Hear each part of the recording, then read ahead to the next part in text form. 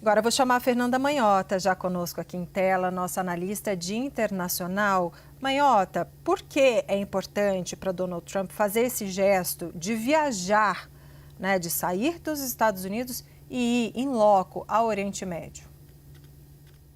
Olha, Débora, são alguns elementos, tanto de ordem prática, claro, quanto também do ponto de vista simbólico. Do ponto de vista simbólico, mais subjetivo, tem a ver com estar na foto no momento, né, histórico em que esse registro é realizado. Quer dizer, ele foi o interlocutor, um dos principais intermediadores dessa proposta. Ele se vê como um protagonista muito fundamental para que ela tenha sido aceita, como de fato é, e nesse sentido, estar presente dá a ele, né, o crédito que ele reivindica para si, isso do ponto de vista subjetivo. Do ponto de vista prático, os Estados Unidos, como a Mariana bem lembrou agora, têm um papel garantidor, né, no processo de assinatura desse documento e depois da sua implementação, que é fundamental. A gente tem não só a presença desses militares que foram citados ali no entorno, né, de Gaza, como uma série de outras coisas que o acordo prevê e que passam pela fiscalização barra vistoria dos Estados Unidos, tanto em termos de garantias militares, infraestruturais. A gente também não pode ignorar o fato de que vai ser criada uma junta de forças para promover uma espécie de governo temporário, né, de transição em Gaza, do qual os Estados Unidos também fazem parte, né, da qual os Estados Unidos também fazem parte. Então, tudo isso coloca, né, o presidente norte-americano numa posição de bastante relevância e ele, portanto, quer se assegurar de que todos os trâmites estejam correndo como combinado. Acho que daí vem um pouco essa importância da viagem de Trump nesse contexto. E é considerado, assim, ele reconheceu, né,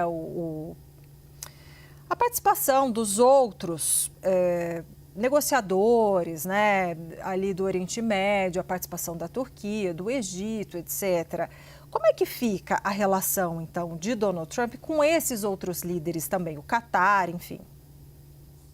Pois é, Débora, é uma oportunidade ao viajar também de aprofundar esses laços e de esclarecer detalhes até de ordem prática, né? O Egito e o Catar, em particular, foram dois países muito importantes durante o processo de negociação. Também, agora, nos próximos meses, há muito que se apostar no papel que pode ser assumido pela Turquia, inclusive na reconstrução de Gaza.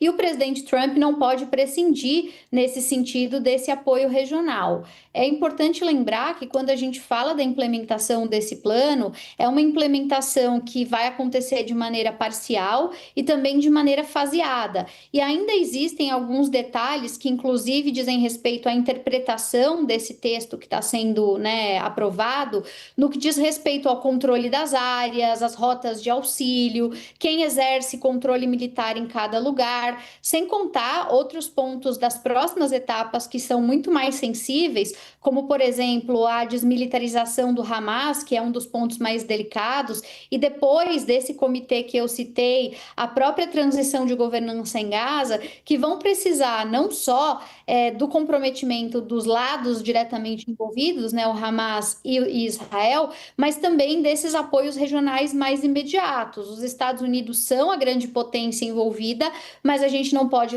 esquecer que existe um papel fundamental que esses atores desempenharam e que continuarão desempenhando agora na implementação. Muito obrigada, Fernanda Manhota, pelas análises e informações. Uma boa sexta, um bom final de semana para você.